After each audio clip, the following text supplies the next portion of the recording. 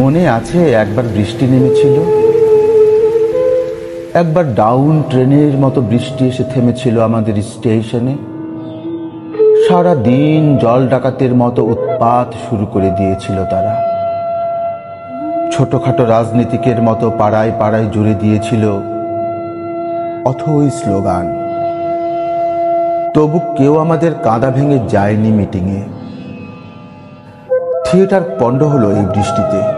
সভা আর তাসের আড্ডার লোক ফিরে এলো ঘরে। ব্যবসার হলো ক্ষতি, দারুণ দুর্দশা।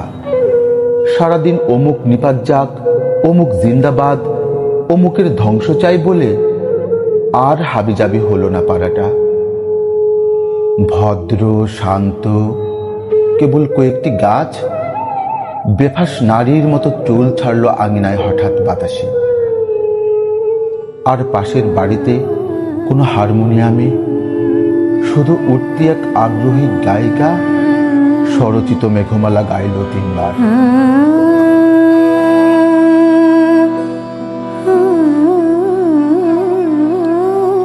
আর কোটি চাকর মানুষ এলো রেনকোট গায়ে চেপে চায়ের দোকানে।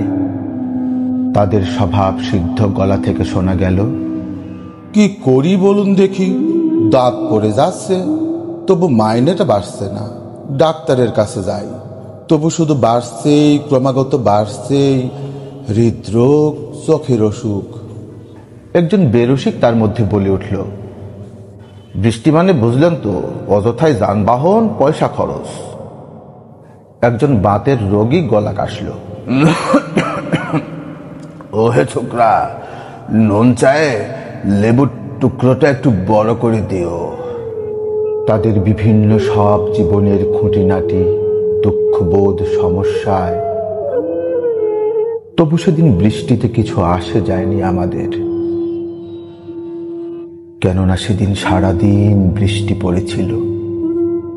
সারাদিন আকাশের অন্ধকার বর্ষণের সানুনয় অনুরোধে আমাদের পাশাপাশি শুয়ে থাকতে হয়েছিল। সারাদিন আমাদের হৃদয়ের উপর নাশ করতে হয়েছিল।